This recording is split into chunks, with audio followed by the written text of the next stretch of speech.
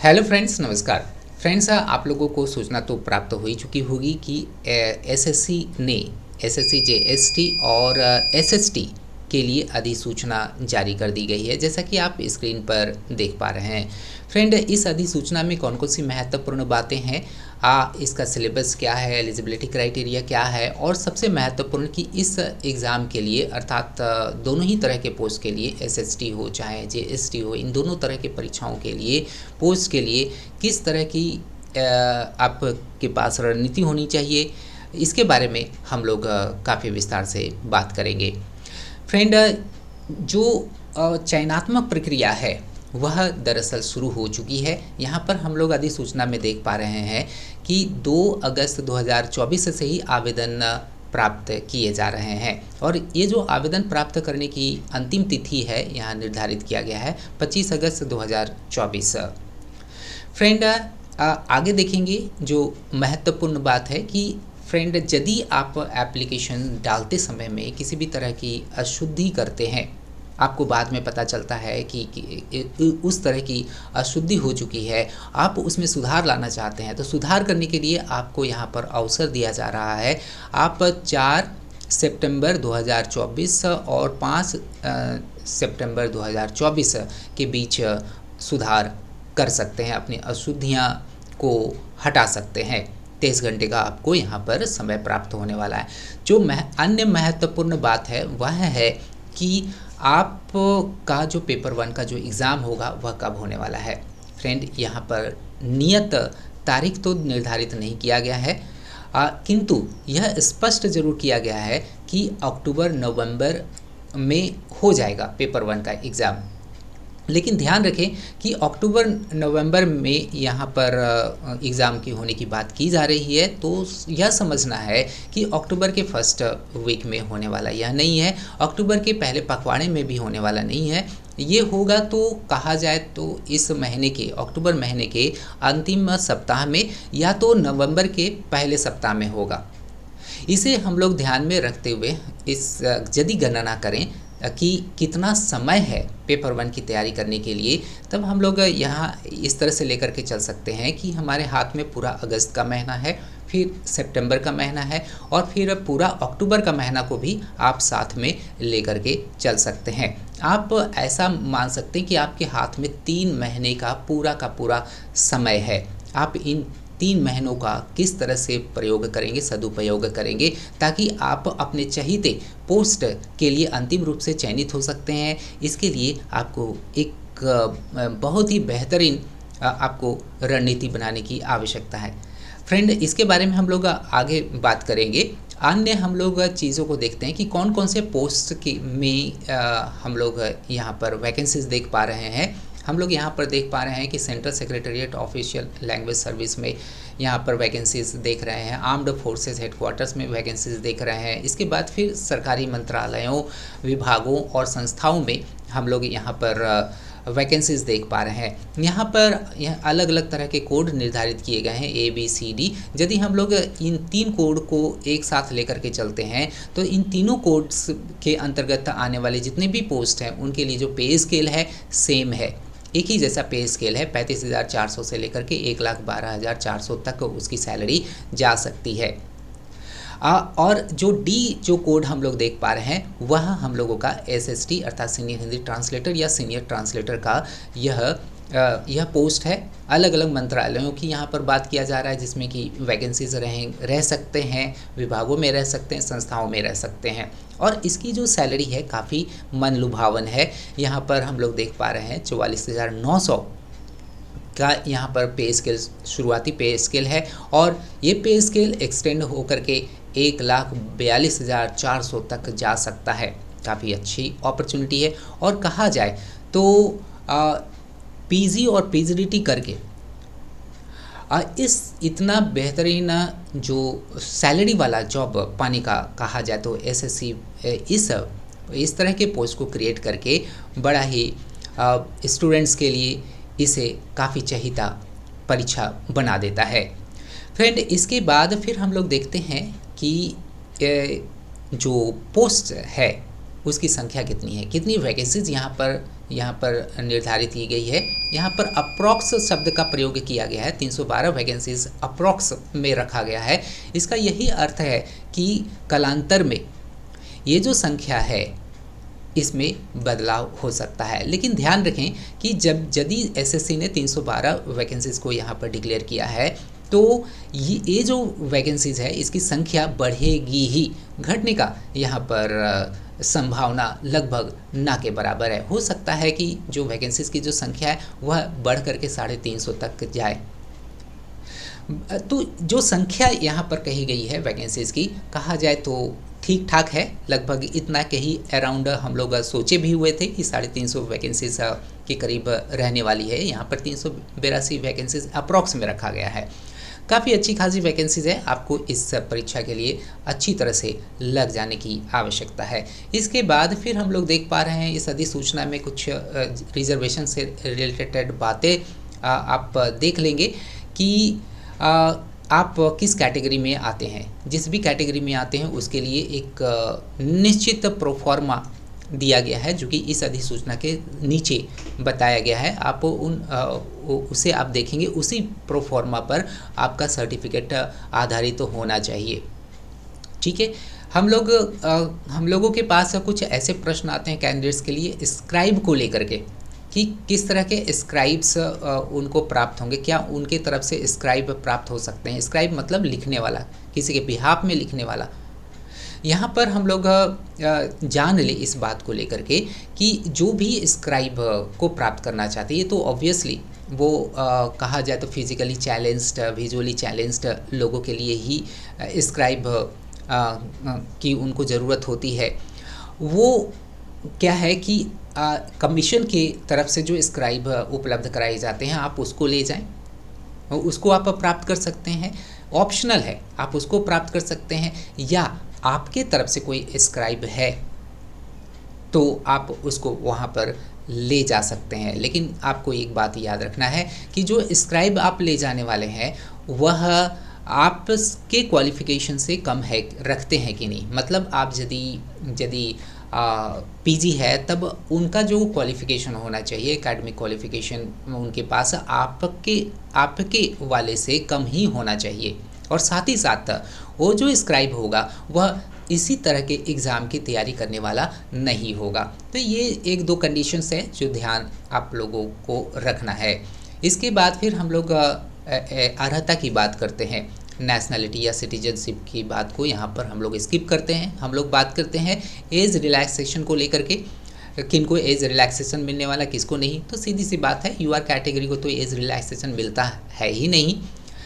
यहाँ पर हम लोग देख पा रहे हैं जो न्यूनतम जो आयु निर्धारित की गई है वह 18 साल है और अधिकतम जो आयु निर्धारित की गई है वह 30 साल है। किसके लिए? यूआर कैटेगरी के लिए, अनरिजर्व्ड कैटेगरी के लिए। लेकिन यहाँ पर आपको गणना करना होगा कि कौन सा तिथि में आपका अधिकतम आयु 30 वर्ष होना चाहिए। यहाँ पर ऑलरेडी निर्धारित किया गया है कि जिस दिन अधिसूचना जारी की गई थी, यहाँ पर 1 तारीख को कहा गया है ना, 1 तारीख को कहा गया है कि आप इस समय तक 30 साल से ज़्यादा आपकी उम्र नहीं होनी चाहिए। 30 साल 1 दिन हो जाता है तब आप इस परीक्षा के लिए अर्हता नहीं रखते हैं। ये यूआर कैटेगरी के लिए है। और यही बात आपके अन्य कैटेगरी के लिए है जो रिजर्वेशन चाहते हैं, जो रिलैक्सेशन चाहते हैं, जो छूट चाहते हैं उम्र में, उनके लिए भी यह जो है सो तारीख अधिकतम जो है ना सो आयु को लेकर के इस तारीख से उनको गणना करना है। SC ST कैंडिडेट जिनका 35 साल अगर इस तारीख तक अधिकतम हो रहा है, इससे ज़्यादा नहीं हो रहा है, तब फिर वो इस परीक्षा के लिए अर्हता रखते हैं। तो ये जो है ना आपको एक कहा जाए तो बेंचमार्क डेट आपको रख करके गणना कर लेना है कि आपकी उम्र कितनी हुई है अभी तक। ठीक है, यहाँ पर हम लोग देख पा रहे हैं SC ST के लिए 5 साल यहाँ पर छूट दी गई है, OBC के लिए यहाँ पर 3 साल की छूट प्राप्त हुई है और PWD के लिए 10 साल, जो अनरिजर्व्ड कैटेगरी में आते हैं उनके लिए 10 साल यहाँ पर उम्र में छूट दी गई है। ओबीसी कैंडिडेट है उनको 13 साल छूट दी गई है, और SC ST है और वो PWD है तो उनको 15 साल की छूट यहाँ पर प्राप्त हुई है, अर्थात 30 + 15 45 साल तक वह इस तरह की परीक्षा के लिए बैठ सकते हैं। आगे देखते हैं, एक्स सर्विसमैन को 3 साल का यहाँ पर छूट प्राप्त हुआ है। डिफेंस पर्सनल है, लेकिन वो काम करते समय, मतलब युद्ध करते समय में या जब वो कार्यरत थे उस दरमियान वह डिसेबिलिटी के शिकार होते हैं तो उनको 3 साल की यहाँ पर छूट प्राप्त हो रहा है एज में। और जो SC ST कैंडिडेट है, उस जिस कैटेगरी में बिलोंग करते हैं, SC ST कैटेगरी में बिलोंग करते हैं, उनको 8 साल की यहाँ पर छूट प्राप्त हो रहा है। ठीक है, आगे हम लोग देखेंगे और क्या चीज़ है। यहाँ पर एक्सप्लेनेशन दिया गया है कि कौन एक्स सर्विसमैन है, कौन विजुअली हैंडीकैप्ड होंगे, कौन रिजर्वेशन के लायक होंगे, है ना। ये सब सारी बातों का यहाँ पर जिक्र किया गया है। जो हम स्क्राइब की बात कर रहे थे उसके लिए ये जो है ना 6.1, 6.2, 6.3 ये सब जो है इस पॉइंट्स को आप पढ़ लीजिएगा। आगे हम लोग देखते हैं कि अब एजुकेशनल क्वालिफ़िकेशन इस एग्ज़ाम के लिए क्या निर्धारित किया गया है। यहाँ पर एजुकेशनल क्वालिफ़िकेशन के बारे में डेट भी निर्धारित कर दिया गया है कि 25 अगस्त 2024 तक आपके पास जो भी एजुकेशनल क्वालिफ़िकेशन से रिलेटेड डिग्रीज़ है, डिप्लोमा है, इस तारीख तक आपके पास आ ही जाना चाहिए, आपके हाथ में होना चाहिए। ठीक है, तो इस बात को आपको ध्यान में रखना है। अब जानते हैं कि आपके पास एजुकेशनल क्वालिफ़िकेशन क्या होना चाहिए। सबसे पहले तो आपको ध्यान में रखना है कि जो भी पोस्ट ग्रेजुएशन किए हुए हैं, मास्टर्स डिग्री लिए हुए हैं, साथ ही साथ आप PhD किए हुए हैं, ट्रांसलेशन का एक कोर्स किए हुए हैं, या ट्रांसलेशन से रिलेटेड आप सर्टिफिकेट प्राप्त किए हुए हैं, या ट्रांसलेशन से रिलेटेड आप सरकारी कार्यालयों में कार्य करने का तजुर्बा है, तब आप इसके लिए एलिजिबल है। ठीक है, फिर भी मैं बता दूं कुछ 1-2 पॉइंट्स को लेकर के मैं थोड़ा यहाँ पर आपको स्पष्ट कर दूं कि जिनके पास भी मास्टर्स की डिग्री है और वो मास्टर की डिग्री हिंदी में किए हुए हैं, लेकिन ध्यान यह रखना है कि ग्रेजुएशन में अंग्रेजी एक विषय के रूप में हो। अगर वो विषय के रूप में नहीं हो, चाहे वो कंपलसरी अर्थात ऑनर्स अगर होता है, या सब्सिडियरी के रूप में या इलेक्टिव सब्जेक्ट के रूप में अंग्रेजी होता है, तो वह एलिजिबल है। अगर अंग्रेजी कंपलसरी और इलेक्टिव सब्जेक्ट ना भी हो, किंतु ग्रेजुएशन में उनका मीडियम ऑफ एग्जामिनेशन वो हिस्ट्री से ग्रेजुएशन किया हो, चाहे पॉलिटिकल साइंस से ग्रेजुएशन किया हो, चाहे अन्य कोर सब्जेक्ट से उन्होंने ग्रेजुएशन किया हो, लेकिन उसका जो मीडियम होना चाहिए, वो उनकी परीक्षा का जो मीडियम होना चाहिए वह यहाँ पर कह रहा है अंग्रेजी मीडियम का होना चाहिए। और यही जस्ट उल्टा कर दे नेक्स्ट पॉइंट में कि यदि कोई भी व्यक्ति मास्टर्स डिग्री किया हुआ अंग्रेजी विषय से और हिंदी एक विषय के रूप में, चाहे वो कंपलसरी विषय रहा हो, हिंदी ऑनर्स रहा हो, चाहे हिंदी सब्सिडियरी या इलेक्टिव सब्जेक्ट रहा हो, या हिंदी माध्यम से वह परीक्षा दिया हुआ हो ग्रेजुएशन में, तब वह इसके लिए एलिजिबल है, इस क्राइटेरिया को फुलफ़िल करता है। और यह कोई ज़रूरी नहीं है कि PG आप हिंदी और अंग्रेजी में ही किया हुआ रहे, उनके लिए भी यहाँ पर क्राइटेरिया फिक्स किया गया है कि आप कॉमर्स वाले कैंडिडेट रहें, चाहे आप हिस्ट्री वाले आप कैंडिडेट रहें, PG में आपने या मास्टर्स डिग्री आपने हिंदी और अंग्रेजी को छोड़ करके अन्य किसी विषय में आपने किया हो, किंतु ध्यान यह रखना है कि ग्रेजुएशन में आपका कौन कौन सा विषय रहा है। ग्रेजुएशन में यदि हिंदी और अंग्रेजी ये दोनों ही तरह से किसी भी तरह से आपका उसमें पढ़ाई हुआ हो, तब आप इसके लिए एलिजिबल है। ठीक है, ग्रेजुएशन में हिंदी और अंग्रेजी दोनों ही तरह के विषय आपके रहने चाहिए, या आपका मीडियम होना चाहिए ग्रेजुएशन में, तो आप इसके लिए एलिजिबल है। और जस्ट ये भी आप पढ़ लीजिएगा, कोई इसमें ज़्यादा कॉम्प्लिकेटेड चीज़ नहीं है कि इस सारी चीज़ों को यहाँ पर मैं एक एक चीज़ों को बताऊँ। बस आपको मैंने जहाँ तक बताया है बस उसी से आपको समझ में आ गया होगा। और इसके अलावा आपके पास, जैसा कि मैंने शुरू में ही बताया था, कि आपके पास PhD का एक जो है सो सर्टिफिकेट होना चाहिए। जैसे कि यहाँ पर कहा गया है कि रिकॉग्नाइज डिप्लोमा और सर्टिफिकेट कोर्स रखना होगा, नहीं तो डिप्लोमा कोर्स रखना होगा किस में, हिंदी और अंग्रेजी ट्रांसलेशन में।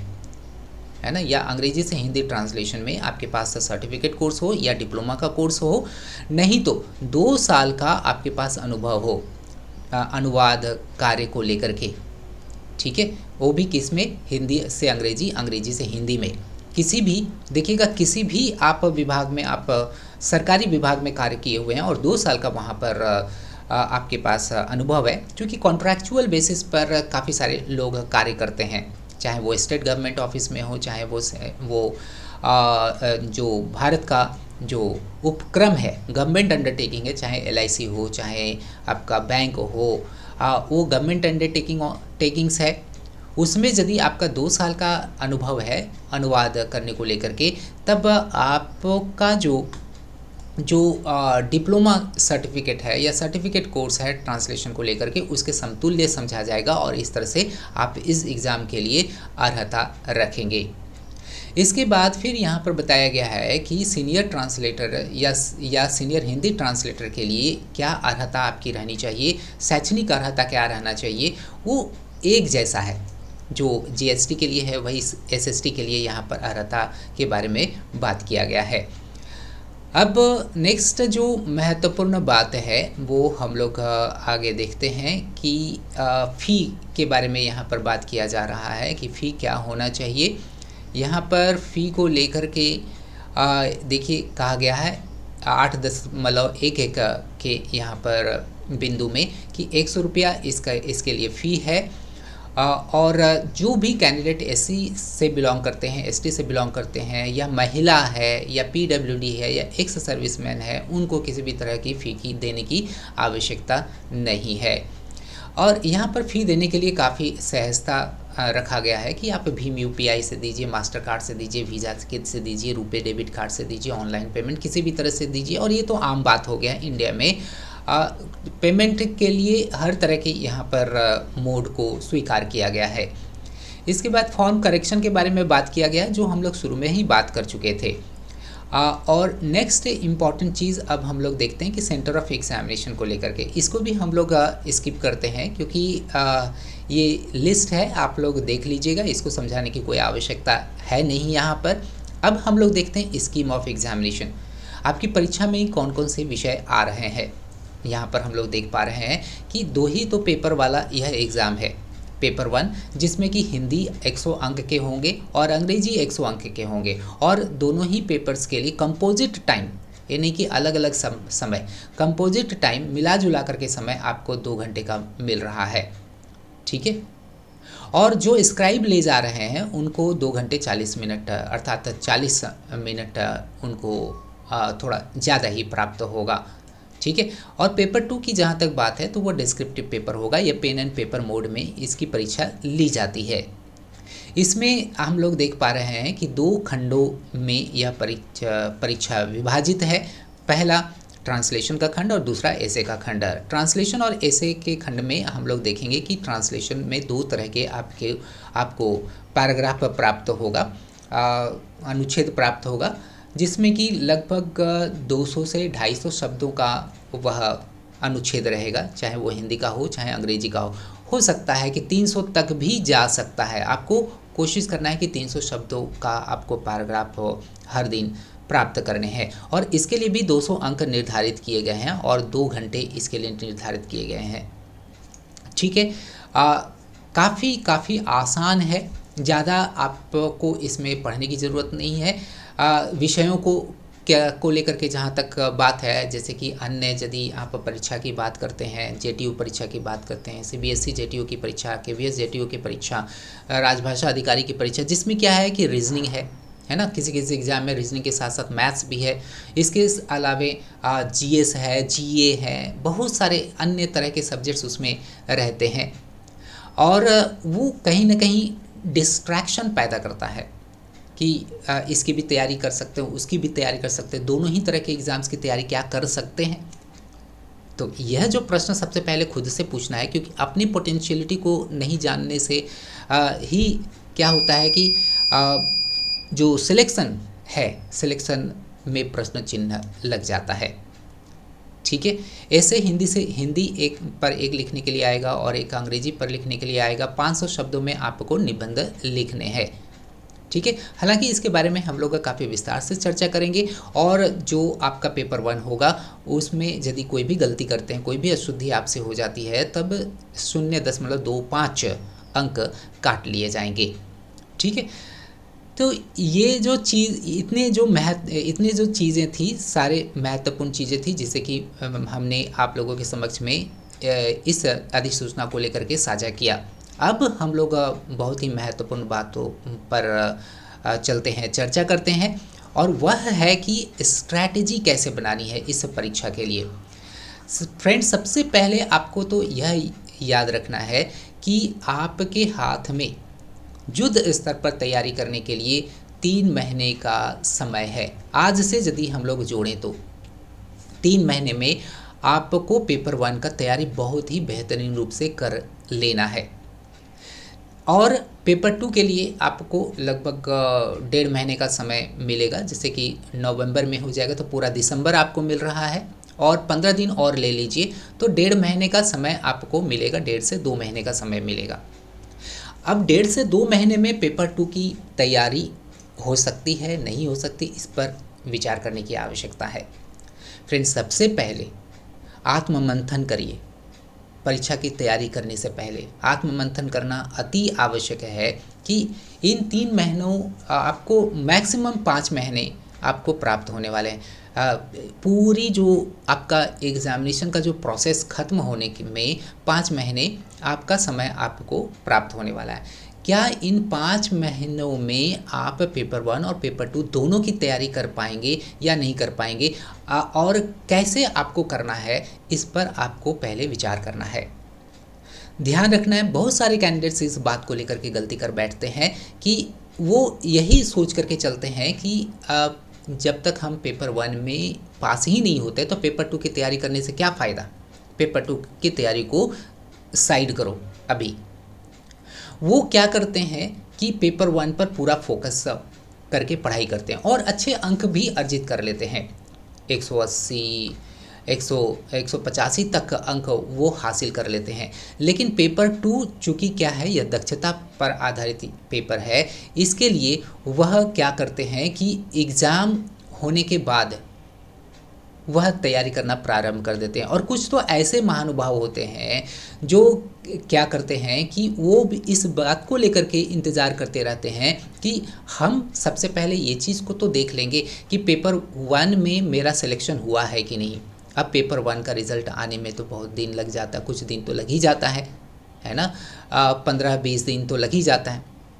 तो ऐसी स्थिति में वह इस चीज़ को लेकर के इंतज़ार करते रहते हैं और उनका वह जो क्वालिटी टाइम है वो बर्बाद हो जाता है, और इस तरह से उनके पास और भी कम समय प्राप्त होता है पेपर 2 की तैयारी के लिए, यदि उनका रिज़ल्ट पॉजिटिव आता है तो। तब इसलिए मेरे तरफ से यही आप लोगों के लिए सजेशन होगा कि आप दोनों ही पेपर को साथ में लेकर के चलें, यही बुद्धिमानी होगी। आप क्या करिए कि आप 80:20 का रेशियो रखिए, अर्थात आप पूरा का पूरा जो आपकी जो एनर्जी है वह 100% का 80% आप पेपर 1 में झोंकिए, और जो 20% जो एनर्जी बचा है वह पेपर 2 के लिए झोंकिए। पेपर 2 के लिए हर दिन आपको कुछ पारिभाषिक शब्दों को लर्न कर लेना है, एक ऐसे के लिए नॉलेज प्राप्त कर लेना है, ऐसे का प्रारूप देख लेना है, आपको ज्ञान अर्जित कर लेना है अलग अलग तरह का, क्योंकि एग्ज़ाम में किस विषय पर आपके अनुच्छेद आने वाले हैं, किस विषय पर निबंध आने वाले हैं, ये तो कोई नहीं कर सकता है। गेस कर सकते हैं। गेस में हम लोग क्या करेंगे, यूट्यूब से जुड़े हुए रहेंगे तो फिर हम लोग इसके बारे में भी जानेंगे कि किस तरह के एसेस पर आप लोगों को तैयार करना है ना। बाय द वे, हम लोग बात कर रहे थे कि 80:20 का रेशियो लेकर के आपको तैयारी करना है। जहाँ तक बात है पेपर 1 की तैयारी करने का, पेपर 1 में जैसा कि हम लोग यहाँ पर देख पा रहे हैं कि जनरल हिंदी के लिए 100 प्रश्न रहेंगे और 100 अंक के होंगे, और जनरल इंग्लिश के लिए 100 प्रश्न और 100 अंक यह लिए हुए रहेगा। इसकी तैयारी आप लोगों को करना कैसे है, आपको समय को ध्यान में रखते हुए कोशिश करना है 2 कार्य। एक तो क्या है कि 2 महीने में है ना। 2 महीने में आपको हिंदी की जो जो आधारभूत अवधारणा है, जिसे हम लोग कहते हैं बेसिक कंसेप्ट, अंग्रेजी और हिंदी के बेसिक कंसेप्ट को 2 महीने में पूरी तरह से ख़त्म कर देना है। कुछ लोग क्या करते हैं कि सिर्फ और सिर्फ मॉक्स के पीछे लगे हुए रहते हैं और मॉक्स दिए जा रहे हैं, दिए जा रहे हैं, दिए जा रहे हैं, लेकिन वो देख रहे हैं कि उनका मार्क्स बढ़ नहीं रहा है। उनका मार्क्स 110 115 तक रह रहा है, तो 110-15 के मार्क्स को लेकर के भूल जाइए कि आपका सिलेक्शन होने वाला है। पेपर 2 में आप कितना प्राप्त कर सकेंगे?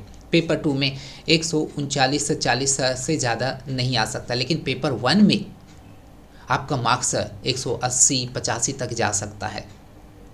ठीक है, इसलिए बेवकूफ़ी यह नहीं करिएगा कि आप बिना अपने कंसेप्ट को क्लियर किए हुए ही आप सीधा सीधी मॉक्स बनाना शुरू कर दें, तो ये गलत निर्णय होगा आपके तरफ से। आपको सबसे पहले 2 महीना पूरी तरह से अपने कंसेप्ट को क्लियर करने में लगाइए।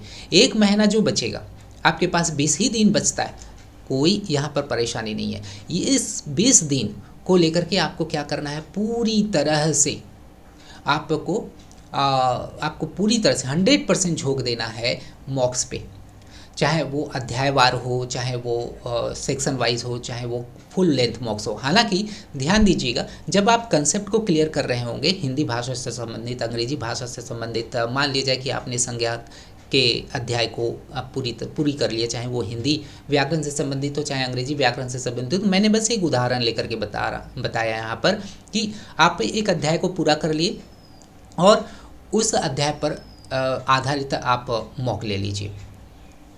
ठीक है, मॉक ले लिए, तब इससे क्या हुआ कि आपकी अवधारणा स्पष्ट हो गई, वहाँ पर क्लियर हो गया। आप देख रहे हैं कि अगर 50 अंक का है वो चैप्टर वाइज मॉक, तो उसमें आप मान लिया जाए कि अगर 40 ले रहे हैं तो संतोषजनक है। यदि आप 50 अंक में अलग अलग सेट्स देखिएगा, अलग अलग जगहों पे अलग अलग तरह का मॉक्स उसी चैप्टर पर आधारित, आपका यदि 40 एवरेज आ रहा है 50 में, अर्थात 80% आपका मार्क्स आ रहा है, तो संतोषजनक है। आपको 45 अंक 90% यदि आ रहा है तब तो फिर तो एक्सेलेंट है ना। 40% से कम आ रहा है तो इसका मतलब यह हुआ कि उस अध्याय को लेकर के आपको और भी तैयार खुद को करना है। आपकी अवधारणा अभी तक स्पष्ट नहीं हुई है।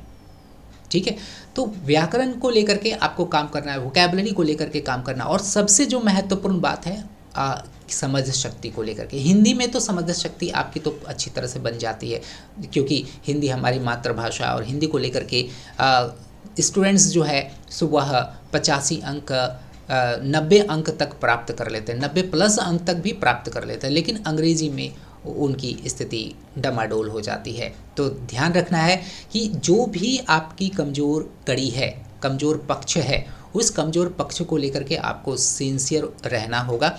आपको जो अच्छी कड़ी है, मतलब जो आपका स्ट्रेंथ है, उस पर आपको थोड़ा कम ध्यान देने से, यदि ऐसा लगता है कि आपका बात बन सकता है, आपका स्कोर उतना आएगा ही आएगा, कम भी ध्यान देंगे तो, लेकिन आपको विशेष फोकस उन सेक्शंस पर, उन खंडों पर करना है जो खंड आप के लिए समस्या उत्पन्न कर सकता है फाइनल रिजल्ट के रास्ते में। ठीक है, तो ये इस चीज़ का मंथन आपको करना पड़ेगा। ये नहीं कि नोटिफिकेशन आया और तुरंत बस बिना स्ट्रैटेजी का आप लग गए। ठीक है, तब फिर रुकना पड़ेगा, है ना। मैंने कहा कि अध्यायवार, सेक्शन वाइज, मतलब चैप्टर वाइज, सेक्शन वाइज, और फिर फुल लेंथ मॉक्स, इसे फुल फ्लेजेड वे में तब करें जब आपका आधारभूत जो ज्ञान है इन दोनों ही विषयों को लेकर के वह क्लियर होगा। तब आप क्या है कि फुल फ्लेजेड वे में मॉक्स लेना शुरू कर दीजिए। वो भी मैं बार बार कह रहा हूँ, अध्यायवार अर्थात चैप्टर वाइज, सेक्शन वाइज और फुल लेंथ मॉक्स आप पहले भी लेकर के चलिए, लेकिन एक निर्धारित अवधि के बाद 15-20 दिन बच जाएं तो पूरी तरह से आप सिर्फ और सिर्फ मॉक्स दीजिए। ठीक है, वोकैबुलरी का मॉक्स, अन्य का मॉक्स, चाहे हिंदी हो चाहे अंग्रेजी हो, लेते चले जाइए। और इसी बीच में आपको समय निकालना है पेपर 2 के लिए भी, क्योंकि मैंने कहा कि 80:20 का रेशियो रखना है। 20% जो एनर्जी है आपको झोंकना होगा पेपर 2 की तैयारी करने के लिए, और वो भी अभी से। ओवरनाइट रातों रात कुछ होता नहीं है, नहीं हो सकता है। आप कहिएगा कि पेपर 1 का रिज़ल्ट आएगा तब हम पेपर 2 की तैयारी करेंगे, तब तो भूल जाइए। वही 180 अंक 180 प्लस अंक ले आने के बावजूद भी किन्हीं का सिलेक्शन नहीं हो पाता है, क्योंकि पेपर 2 में किन्हीं का 60 अंक प्राप्त हुआ, यहाँ तक कि 40 अंक प्राप्त होता है। मुझे तो यह समझ में नहीं आता है कि जो भी कैंडिडेट 180 अंक प्राप्त कर रहे हैं पेपर 1 में, 170 अंक प्राप्त कर रहे हैं, वो किस आधार पर पेपर 2 में 60 अंक प्राप्त कर रहे हैं। इसका यह मतलब हो गया कि वह पेपर 1 की जो तैयारी बस थ्योरेटिकल वे में किया है। जो भी आप पेपर 1 में पढ़ रहे हैं, हिंदी भाषा, अंग्रेजी भाषा, उसको आप जो है सो उनका प्रैक्टिकल जो अनुप्रयोग है उस पर भी आपको ध्यान देना है। वाक्य बनाना है, अलग अलग तरह के अनुवाद करना है। आपको अनुवादिक दृष्टिकोण से पेपर 1 के लिए तैयारी करना है। आप देखिएगा कि आपका अनुवाद सुधरा, आपका बेसिक अवधारणा सुधरा, तब आप ऐसे भी बहुत अच्छी तरह से लिख सकते हैं। क्योंकि जो डिस्क्रिप्टिव पेपर है उसमें ऐसे का जो सेक्शन है उसमें आपके पास बहुत ज्ञान है, लेकिन आप उस ज्ञान को किस तरह से अभिव्यक्त करेंगे शब्दों के माध्यम से, वो आप यदि नहीं जानते हैं, आप की भाषा में कई तरह की त्रुटियां आ जाती है, कई तरह के वाक्य विन्यास से संबंधित त्रुटियां रहती है, तब तो बहुत ही मुश्किल वाली स्थिति होगी और फिर आप एक गोल्डन अपॉर्चुनिटी हाथ से खो बैठेंगे। ठीक है, इसलिए जब कम समय रहता है तो इस बात पर भी ध्यान रखिए कि किन्हीं के मार्गदर्शन में पढ़ाई ज़रूर करिए, किन्हीं तजुर्बेदार शिक्षक के मार्गदर्शन में आप पढ़ाई ज़रूर करिए। आपको प्रेशर प्राप्त होगा कि कैसे क्या क्या चीज़ लेना है। आपका जो सिलेबस है समय पर पूरा होगा, आपको हमेशा गाइडेंस मिलते रहेगा कि देखिए इतना ही कम बचा हुआ है, इतनी सारी चीज़ें आपको करना है, छूट रहा है। ये सारी चीज़ें आप किन्हीं के मार्गदर्शन में करेंगे तो ही आप कहा जाए तो अच्छा कर सकते हैं। जो खुद की तैयारी बहुत ही अच्छा किए हुए हैं उनको भी मार्गदर्शन की आवश्यकता है, क्योंकि मॉक टेस्ट तो बहुत ज़रूरी है ना। मॉक टेस्ट के लिए देखिएगा, मॉक टेस्ट कोई भी चयन करने के लिए आपको एक विशेष तरह की बात पर ध्यान देना होगा। देखिएगा, मॉक टेस्ट आप कहीं से भी परचेज करिए, मॉक टेस्ट उसमें देखिए कि क्या मुझे चैप्टर वाइज मॉक्स प्राप्त हो रहे हैं कि नहीं, है ना। चैप्टर वाइज मॉक्स प्राप्त हो रहे हैं कि नहीं, सेक्शन वाइज मॉक प्राप्त हो रहे हैं कि नहीं, और इसके बाद फुल लेंथ मॉक्स प्राप्त हो रहे हैं कि नहीं। देखिएगा, जिनकी तैयारी दोनों ही भाषाओं में अच्छी है उनको बहुत ज़रूरी है कि इन 3 तरह के सेक्शंस पर आधारित मॉक्स प्राप्त हो रहे हैं कि नहीं प्राप्त हो रहे हैं, इस पर ध्यान देने की आवश्यकता। फुल लेंथ मॉक्स से भी ज़्यादा ज़रूरत होती है उनको चैप्टर वाइज, सेक्शन वाइज के लिए मॉक्स। ठीक है, अनुच्छेद पर आधारित अलग से मॉक्स, क्लोज टेस्ट पर आधारित अलग से मॉक्स, कॉमन एरर्स पर आधारित अलग से मॉक्स, वो हिंदी हो चाहे अंग्रेजी भाषा हो। ठीक है, आप हमारे पास मॉक्स जो देखेंगे वो तीनों ही चीज़ों पर आधारित है। काफ़ी बेहतरीन ढंग से इसको बनाया गया है ताकि आप अपनी सफलता को सुनिश्चित कर सके। आप हमारे एप्लीकेशन पर आएंगे, आपको इस कोर्स से संबंधित पूरी जानकारी प्राप्त हो जाएगी। ठीक है, कोर्स का डिस्क्रिप्शन या एप्लीकेशन का लिंक मैं डिस्क्रिप्शन बॉक्स में दे दूंगा।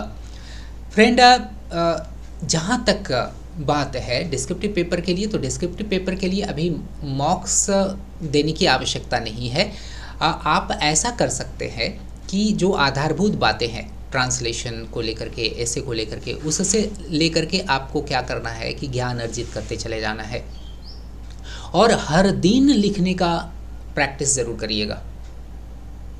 ठीक है, लिखावट आपकी बहुत सुंदर होनी चाहिए और कोशिश करिएगा कि शुरुआत में तो खैर आप अभी समय के पाबंद आप मत रहिए, लेकिन कोशिश करिए कि आप बहुत सारे ऐसे के टॉपिक्स को कवर करें। हर दिन आप को पढ़ना है और हर दिन लिखना है। तब इस तरह से आप पेपर 2 के लिए भी अपनी गति को बनाए रख पाएंगे और फिर वो घबराहट नहीं आएगा जब आपका चयन दूसरे पेपर के लिए होता है तो। ठीक है, आशा करते हैं कि इतनी सारी बातों को आप ध्यान रखेंगे। आप हमारे कोर्सेज से ज़रूर उसका लाभ उठाएं और अंतिम रूप से चयनित होने के लिए आप ज़रूर हमसे जुड़ें। शुभकामनाएं।